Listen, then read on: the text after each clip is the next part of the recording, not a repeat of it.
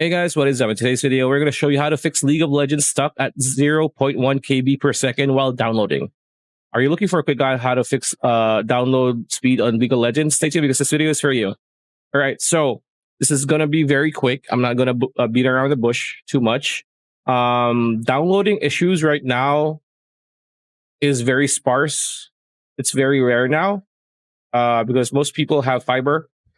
So you gotta check whether or not you have a really good internet connection, because League is very demanding in terms of your internet speed, because it's very ping based. It's a mobile game, so check your internet speed first. Maybe go to speedtest.net and check if your speed is fast. If it's not, check your browser if it's fast. Check other games if it's fast.